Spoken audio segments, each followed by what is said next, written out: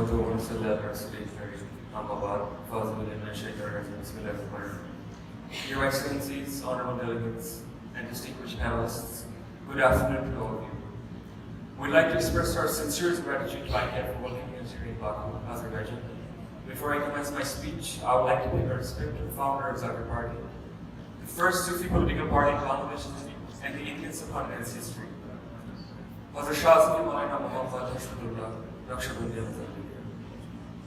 In reference to the topic of the conference, the role of youth in politics, the integration of the entrance to the political arena can be categorized in 5 broad categories. The first being dynasty politics, the second being businessmen, where the third wing that I want to talk about is tenderpreneurs. Tenderpreneurship is the opposite of entrepreneurship, where wealthy businessmen have capitulated and made an axiom into the political arena by getting government contracts. The third being celebrity status, where fame and celebrity status is leveraged into the political arena. The fourth being bureaucrats and personnel from the state missionary and their entry into the political frame. The fifth being student politics, where politics is treated as interior, from grassroots politics to positions of power. Democracy complemented by meritocracy. The reality, though, is that politics in Bangladesh and the Indian subcontinent is synonymous with partisanship, corruption, and unfortunately, even hate and murder. The institutional shackles disempower the youth and discourage their entrance in the political frame. 70% of the population of Bangladesh is below the age of 35. However, the average age of an MP is 60 years of age.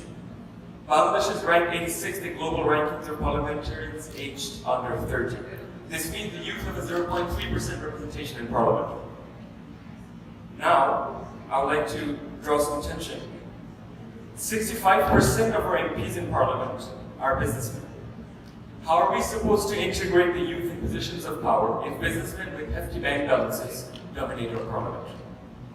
On that note, I would also like to say that the youth unemployment rate stands at a staggering 48%, where the educated youth unemployment rate stands at 33%. 80% of our jobs are created from the agricultural sector. Majority of our jobs are created for blue-collar workers, leaving the young and educated white-collar job seekers unemployed. To address the problem, my proposition is that the government of Bangladesh should initiate a Ministry of Youth Employment. It must allocate funds from the national budget to incubate and accelerate startup growth nationwide.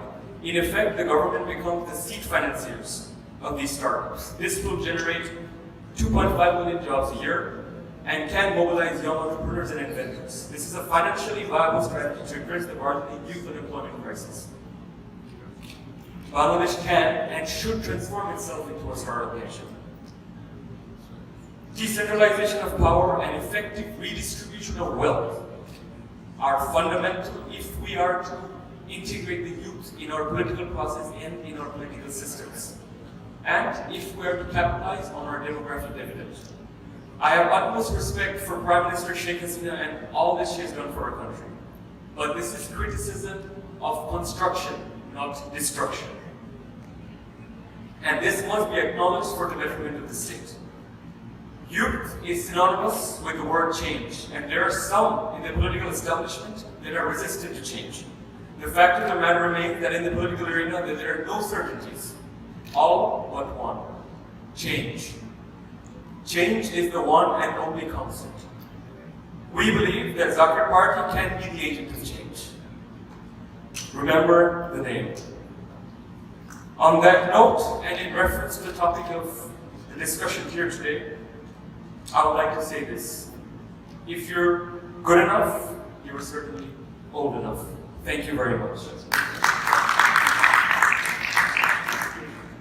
And last, and not the least speaker for the first session of this event, Mr.